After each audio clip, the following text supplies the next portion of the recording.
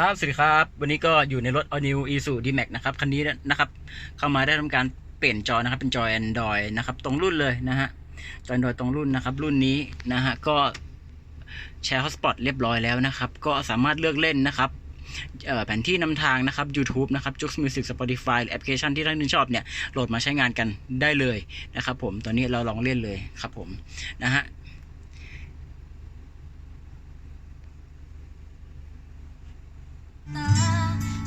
ก็สำหรับชุดลำโพงที่ท่านได้ฟังอยู่นะครับตอนนี้ก็เป็นชุดลำโพงบาร์มนะครับคู่หน้าคู่หลังนะครับคู่หน้าเนี่ยเป็นแยกชิ้นนะครับข้างหลังเป็นแกนร่วมนะครับผมเสียงใสๆแบบนี้เลยนะฮะส่วนย่านความถี่ต่ำนะครับเป็นตู้ซับ8นิ้วนะครับเคนบูดนะฮะอยู่หลัง4ประตูนะครับผมนะฮะลงได้สบายๆครับเสียงใสจริงๆครับนะฮะ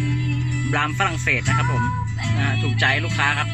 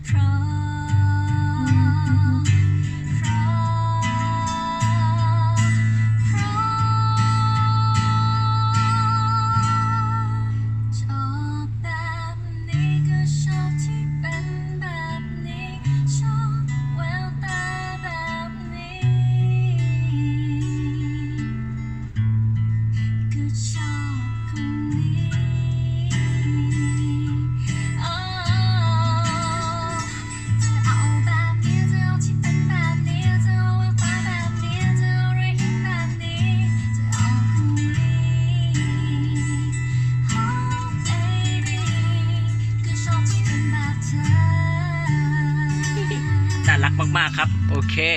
นะฮะเป็นจอ Android นะครับก็เลือกเล่นได้เลยนะครับก็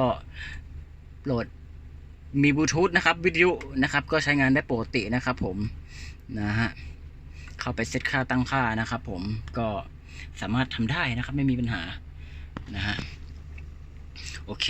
นะครับวันนี้ก็ขอบคุณนะครับ